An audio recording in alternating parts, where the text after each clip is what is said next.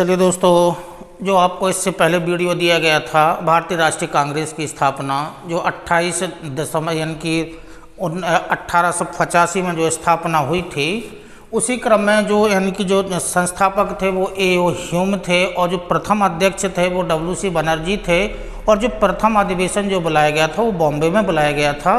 उसी क्रम में जो प्रमुख अधिवेशन हुए हैं, प्रमुख अधिवेशन जो भारतीय राष्ट्रीय कांग्रेस की स्थापना के बाद जो प्रमुख अधिवेशन हुए हैं, प्रमुख अधिवेशन कौन सा अधिवेशन कहाँ हुआ था, कौन अध्यक्ष था और उस अधिवेशन में कौन कौन से निर्णय लिए गए हैं, ये वीडियो आपको ये चूँकि आज आपको इस प्रकार का वीडियो दिया जा रहा है। जो प्रमुख अधिवेशन में जो निर्णय लिए गए हैं, यहाँ से प्रश्न ज़्यादा बन जाते हैं। तो कौन सा अधिवेशन है, तो प्रमुख अधिवेशन आपको दिए जा रहे हैं। चूँकि अधिवेशन तो 55 हुए थे, लेकिन उनमें से कुछ जहाँ से सिविल सर्विस या जो वनडे एग्ज़ाम है या UP-SSC से जो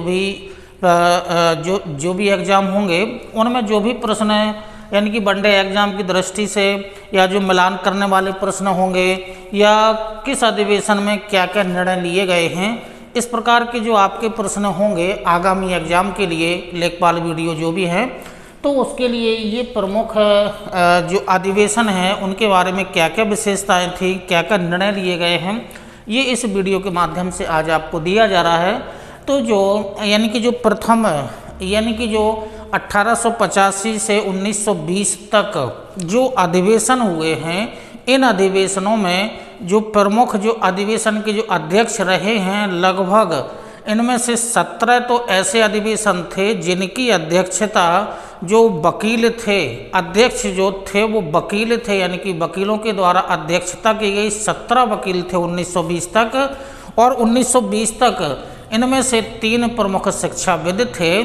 तो जो प्रारंभ के जो अधिवेशन थे उनमें जो अध्यक्षता की है वो प्रमुख जो अध्यक्ष बनाए गए थे वो वकील थे, यानी कि पेशे से वकील थे वो। तो इसी क्रम में देखिएगा जो यानी कि जो प्रथम अधिवेशन जो हुआ था वो बॉम्बे में हुआ था, 1885 में स्थापना के दिन ही हुआ था।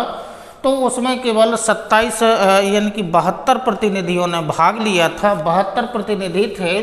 अब जो दूसरा अधिवेशन है 1886 में है, कोलकाता में हुआ था, यानी कि कलकत्ता शहर में हुआ था। और इसके जो अध्यक्ष थे वो दादा भाई नौरोजी, यानी कि ये दादा भाई नौरोजी हैं। और जो दादा भाई नौरोजी हैं, यानी कि जो प्रथम जो अधिवेशन हुआ था उसमें W.C. बनर्जी थे, यानी कि वो हिंदू संप्रदाय से थे। और जो दादा भाई नौरोजी हैं ये पारसी समुदाय से संबंध रखते हैं। तो प्रथम जो अधिवेशन के अध्यक्ष थे वो हिंदू थे और दूसरे के थे जो दादा भाई नौरोजी थे वो पारसी समुदाय से संबंध रखते थे। तो इस अधिवेशन में 436 प्रतिनिधियों ने भाग लिया था, यानी कि संख्या बढ़ती जा रही है। 72 प्रथम अधिवेशन में और 436 प्रतिनिधियों ने दूसरे अधिवेशन में भाग लिया था, जिसकी अध्यक्षता दादा भाई नौरोजी ने की थी। उसके बाद आइएगा जो तीसरा अधिवेशन है 1887 में मद्रास शहर में हुआ था। और इसके जो अध्यक्ष थे बदरुद्दीन तैयब जी थे। तो ये दादा भाई नौरोजी प्रथम यानी कि पारसी हो गए हैं, बदरुद्दीन तैयब है यानी कि ये प्रथम मुस्लिम वर्ग से हो गए हैं, यानी कि प्रथम मुस्लिम अध्यक्ष, भारतीय राष्ट्रीय कांग्रेस का प्रथम मुस्लिम अध्यक्ष बदरुद्दीन तैयब जी थे, जो मद्रास में हुआ था, उसकी अध्यक्षता की थी। तीसरा अधिवेशन था, तो तीसरे अधिवेशन के प्रथम मुस्लिम अध्यक्ष बदरुद्दीन तैयब जी को बनाया गया था। और इस अधिवेशन में यानी कि इस अधिवेशन में बदरुद्दीन तैयब जी के द्वारा पहली बार यानी कि तमिल भाषा में भाषण दिया गया था अध्यक्षता के समय। अब आइएगा चौथा जो अधिवेशन है वो 1888 में इलाहाबाद में हुआ था। वर्तमान में इसका नाम प्रयागराज है, लेकिन जो अधिवेशन हुआ था उस समय उसका नाम यानी कि 1888 में यानी कि इलाहाबाद में अधिवेशन हुआ था। चौथा अधिवेशन है। और जॉर्ज यूले, अब ये जॉर्ज यूले हैं ये प्रथम यानी कि ये प्रथम अंग्रेज हैं, तो प्रथम मुस्लिम हो गया है, प्रथम पारसी हो गया है, प्रथम हिंदू हो गया है। यानी कि जो प्रारंभ के जो 4 अधिवेशन थे वो चारों समुदायों के अलग अलग अध्यक्ष बनाए गए थे। तो जॉर्ज यूले प्रथम अंग्रेज हैं। अंग्रेज होते हुए भी इन्होंने पहली बार यानी कि अपना जो अध्यक्षता का भाषण था वो हिंदी में दिया था। तो हिंदी में इन्होंने भाषण दिया था। अब आइएगा जो 5वां अधिवेशन है 1889 में बॉम्बे में, तो यानी कि ये दूसरी बार बॉम्बे में हो रहा है अधिवेशन। पहला हुआ था और पहला और चौथा यानी कि पहला अधिवेशन और 5वां अधिवेशन बॉम्बे में हो रहा है। तो जो 5वां अधिवेशन ये दूसरी बार बॉम्बे में बुलाया गया था और इसके अध्यक्ष भी एक अंग्रेज थे जिनका नाम था W. बैडर्न वर्न थे। और इस अधिवेशन में यानी कि पहली बार महिलाओं ने भाग लिया था। ये पहली बार 5वें अधिवेशन में, यानी कि 4 अधिवेशन हो चुके थे इससे पूर्व, लेकिन किसी महिला ने भाग सदस्य के रूप में नहीं लिया था। जो 5वां अधिवेशन था इसमें पहली बार यानी कि महिलाओं ने भाग लिया था। तो पहली बार महिलाओं ने किस अधिवेशन में भाग लिया? जो 5वां अधिवेशन हुआ था जो 1889 में हुआ था, इसमें पहली बार महिलाओं ने भाग लिया था। इसके बाद आइएगा इसी क्रम में जो 7वां अधिवेशन है वो नागपुर में हुआ था और 1891 में हुआ था। इसकी अध्यक्षता P. आनंद चार्लू ने की थी और पहली बार राष्ट्रीय शब्द का प्रयोग किया गया, यानी कि पहली बार राष्ट्रीय शब्द का प्रयोग किया गया था। उसके बाद आइएगा जो 12वां अधिवेशन है 1896 में कलकत्ता में हुआ था और इसके जो अध्यक्ष थे रहीमतुल्लाह थे।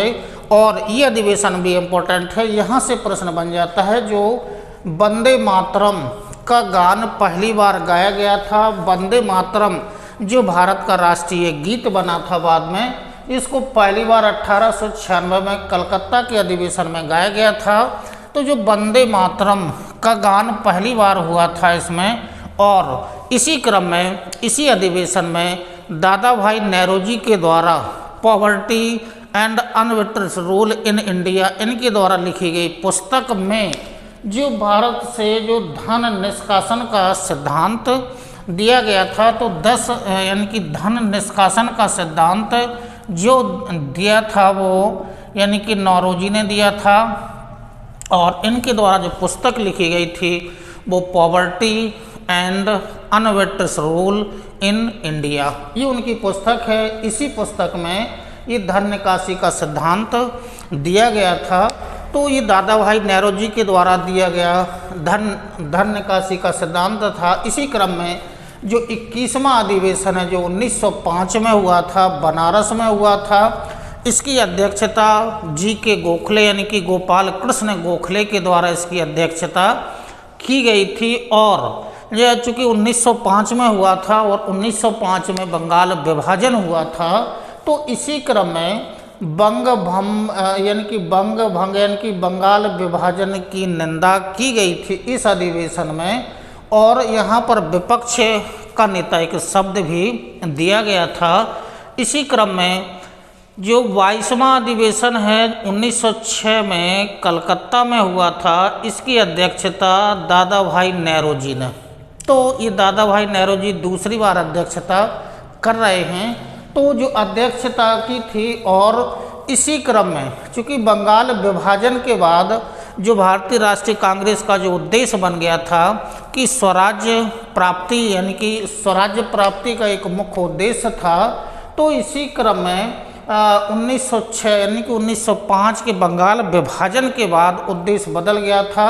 स्वराज्य आंदोलन यानी कि स्वराज्य आंदोलन एक मुख्य उद्देश्य बन गया था, यानी कि स्वराज्य की प्राप्ति का।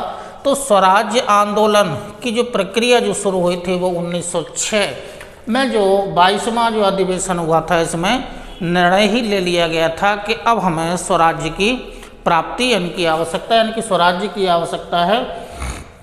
इसी क्रम में जो 1907 का ये ज़्यादा इम्पोर्टेंट है, जो 1907 का जो सूरत में अधिवेशन हुआ था, एकमात्र ऐसा अधिवेशन है जो स्थगित रहा था, यानी कि ये स्थगित कर दिया गया था। ये स्थगित कर दिया गया था, स्थगित यानी कि ये स्थगित अधिवेशन था, ठीक है। और इसकी अध्यक्षता की थी रास बिहारी बोस ने की थी। क्या था इसमें कि जो 1907 में जो अधिवेशन हुआ था, जो भारतीय राष्ट्रीय कांग्रेस थी, इसके जो सदस्य थे, सदस्यों में दो प्रकार की विचारधाराएं बन चुकी थी। यानी कि जो भारतीय राष्ट्रीय कांग्रेस है वो नरम दल और गरम दल। नरम दल यानी कि जो नरम दल थे यानी कि ये उदारवादी थे, और जो गरम दल वाले थे वो उग्रवादी थे। ये उग्रवादी यानी कि दो प्रकार की विचारधाराएं बन चुकी थीं। तो जो भारतीय राष्ट्रीय कांग्रेस का जो विभाजन हुआ था, सूरत अधिवेशन जो 1907 में हुआ था, यहाँ पर भारतीय राष्ट्रीय कांग्रेस का विभाजन हो गया था, यानी कि उदारवादी और उग्रवादी दो भागों में बट गया था। इसी क्रम में जो 26वां अधिवेशन जो 1911 में कलकत्ता में हुआ था, इसके जो अध्यक्ष बनाए गए थे वो VN दर साहब थे। और यह अधिवेशन भी इम्पोर्टेंट है। जो भारत का जो राष्ट्रगान है जन गण मन, जो रविंद्रनाथ टैगोर के द्वारा रचित है, तो पहली बार 26 में भारतीय राष्ट्रीय कांग्रेस के अधिवेशन में जो 1911 में हुआ था, पहली बार जन गण मन को पहली बार गाया गया था। तो जो वंदे मातरम जो राष्ट्र गीत है वो 12वें अधिवेशन में कलकत्ता में गाया गया था। और जो जन गण मन अधिनायक जय है, ये जो अधिवेशन है ये भी 26वें अधिवेशन में यानी कि कलकत्ता में गाया गया था। तो जो दोनों राष्ट्रगान और राष्ट्रगीत यानी कि दोनों कलकत्ता वाले अधिवेशन में ही गाए गए थे। तो पहली बार जन गण मन राष्ट्र जो गीत बना बाद में उसको गाया गया था। इसी क्रम में जो 31वां अधिवेशन है जो 1916 में हुआ था, 31वां अधिवेशन 16 में हुआ था, लखनऊ में हुआ था। और इसके जो अध्यक्ष बनाए गए थे वो AC मजूमदार बनाए गए थे। और जो 1916 में जो अधिवेशन हुआ था जिसके अध्यक्ष AC मजूमदार थे, ये अधिवेशन भी इम्पोर्टेंट है। जो 1907 में जो नरम दल और गरम दल का विभाजन की कांग्रेस का विभाजन हो चुका था, दो दलों में बढ़ चुकी थी। और इसी क्रम में जो यानी कि मुस्लिमों के द्वारा एक अपनी अलग से संस्था बनाई गई थी 1906 में, जिसका नाम था मुस्लिम लीग। तो यानी कि 3 दल थे। तो जो 3 दल हैं वो 1916 के लखनऊ अधिवेशन में ये तीनों दल आपस में यानी कि इनका संयुक्त अधिवेशन किया गया था और आपस में यानी कि समझौता कर लिया गया था।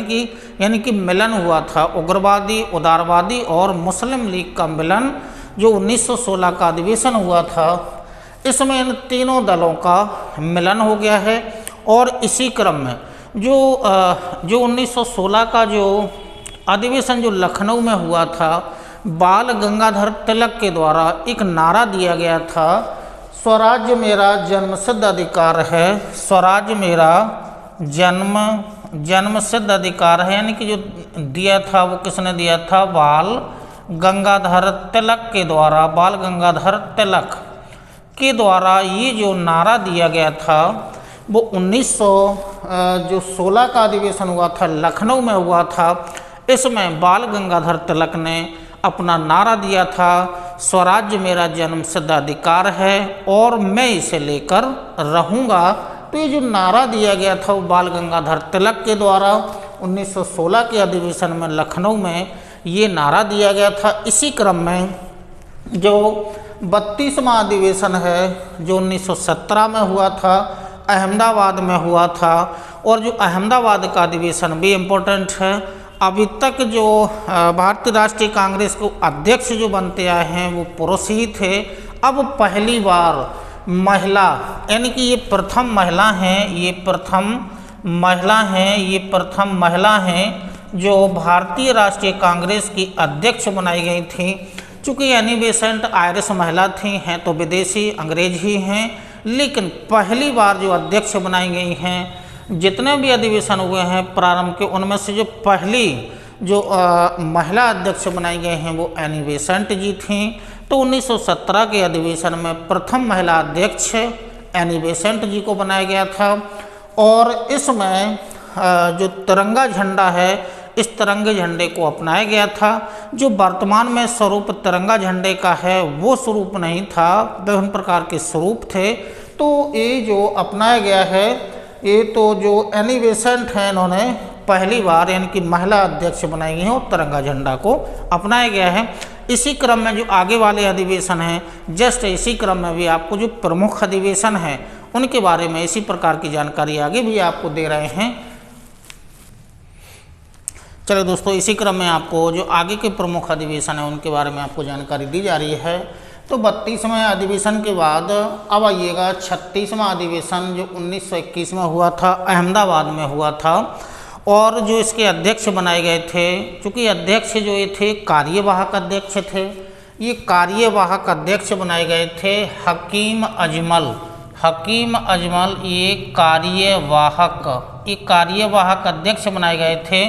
चूँकि कार्यवाहक इसलिए बनाए गए थे चूँकि इस समय जो सीआर दास थे, चित्तरंजन दास थे, वो इस समय जेल में थे। तो जो सीआर दास थे, सीआर दास वो जेल में थे, इस कारण से कार्यवाहक जो अध्यक्ष बनाया गया था वो हकीम अजमल साहब को बनाया गया था। तो उसी क्रम में 39वां अधिवेशन जो 1924 में हुआ था, बेलगाम में हुआ था। और जो बेलगाम वाला जो अधिवेशन है जो 1924 में हुआ था, एकमात्र ऐसा अधिवेशन है जिसमें गांधी जी ने अध्यक्षता की थी, यानी कि गांधी जी केवल एक ही अधिवेशन में अध्यक्ष बनाए गए थे।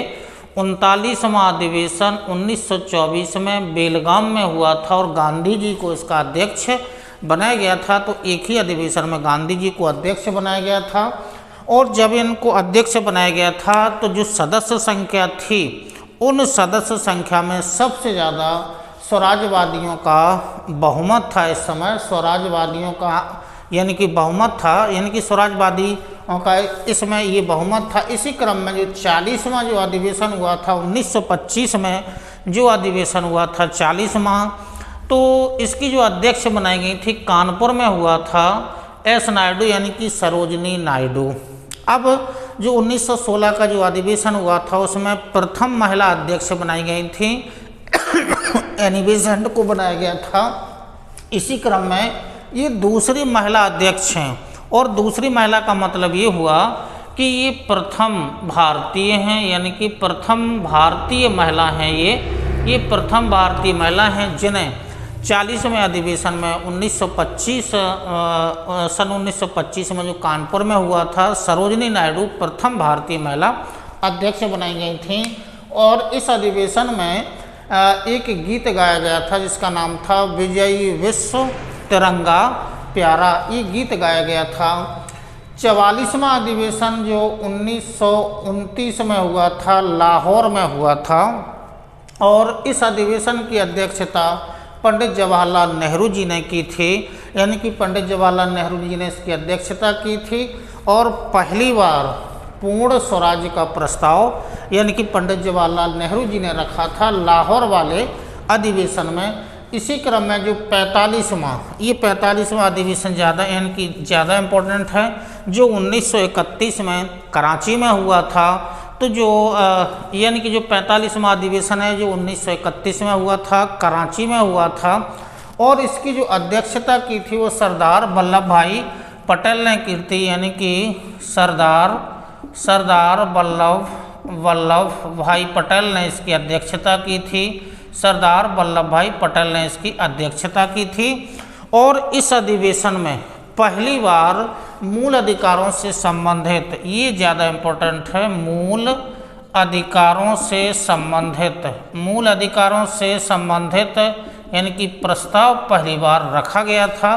तो मूल अधिकारों से संबंधित जो प्रस्ताव है वो कराची अधिवेशन में जो 1931 में हुआ था और 45वां अधिवेशन था, इसमें पहली बार मूल अधिकारों का प्रस्ताव सरदार वल्लभ भाई पटेल के द्वारा रखा गया था।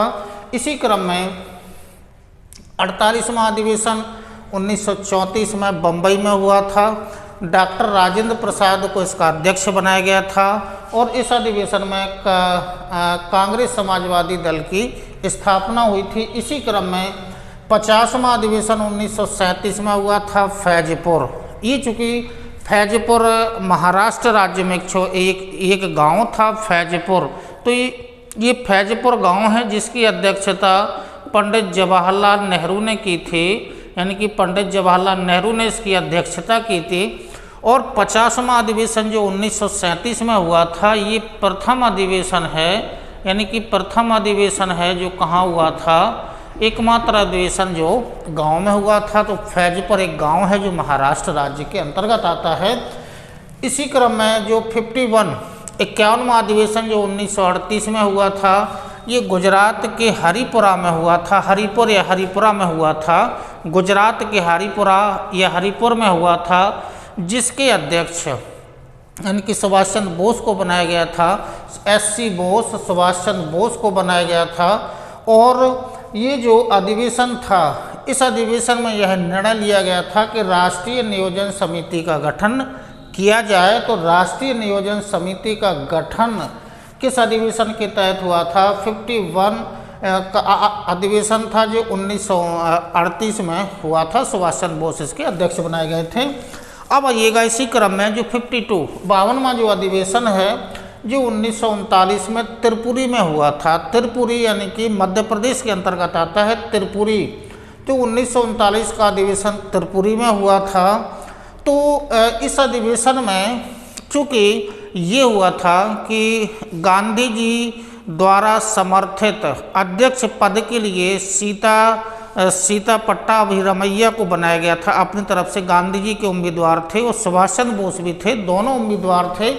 तो जो दोनों उम्मीदवार थे, तो इस अधिवेशन ये एकमात्र ऐसा अधिवेशन है जिसमें पहली बार मतदान किया गया था। चूँकि 2 उम्मीदवार खड़े हुए थे, सुभाष चंद्र बोस पुनः अध्यक्ष बनना चाहते थे, लेकिन गांधी जी पट्टाभी सीतारमैया को अध्यक्ष बनाना चाहते थे। तो मतदान हुआ था, तो पहली बार अध्यक्ष पद के लिए मतदान हुआ था।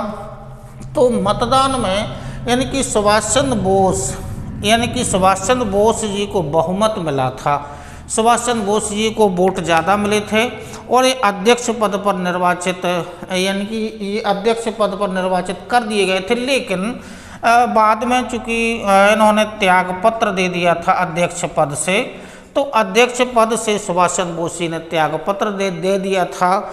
चूँकि गांधी जी ने ये बोल दिया था कि सीता पट्टाभिरमैया की हार यानी कि मेरी हार है, तब सुभाष चंद्र बोस ने अपना त्यागपत्र दे दिया था। तो त्यागपत्र देने के बाद डॉक्टर राजेंद्र प्रसाद को इसका फिर अध्यक्ष बनाया गया था। कि सुभाष चंद्र बोस के त्यागपत्र देने के बाद, चूँकि सीता पट्टाभिरमैया तो हार ही गए थे चुनाव, तो त्यागपत्र देने के बाद राजेंद्र प्रसाद को अध्यक्ष बनाया गया था। उसके बाद जो 54वां अधिवेशन है 1946 में मेरठ में हुआ था और इसकी जो अध्यक्षता की थी वो JB कृपलानी ने की थी। तो चूँकि 1946 में यह अधिवेशन मेरठ में हुआ था, JB कृपलानी ने इसकी अध्यक्षता की थी और इनके कार्यकाल में, अध्यक्ष के कार्यकाल में यानी कि स्वतंत्रता की प्राप्ति भारत को हो चुकी थी। तो किसके कार्यकाल में या किसकी अध्यक्षता में भारत स्वतंत्र हुआ था? तो JB कृपलानी जो अध्यक्ष बनाए गए थे 1946 में, और 15 अगस्त 1947 को भारत को स्वतंत्रता प्राप्त हो चुकी थी। तो स्वतंत्रता प्राप्ति के समय भारतीय राष्ट्रीय कांग्रेस के जो अध्यक्ष थे वो JB कृपलानी थे। तो ये जो भारतीय राष्ट्रीय कांग्रेस की स्थापना, पहला वीडियो आपको दिया गया होगा, उसी क्रम में ये आपको दूसरा वीडियो दिया जा रहा है जो भारतीय राष्ट्रीय कांग्रेस के प्रमुख अधिवेशन, कौन सा अधिवेशन कहाँ हुआ, किस सन में हुआ और उसके कौन से अध्यक्ष, तो क्या प्रमुख प्रस्ताव या निर्णय लिए गए हैं। तो ये वीडियो आपका कंप्लीट होता है। इसी क्रम में आगे भी आपको वीडियो दिए जाएंगे। तब तक के लिए नमस्कार, धन्यवाद, जय हिंद।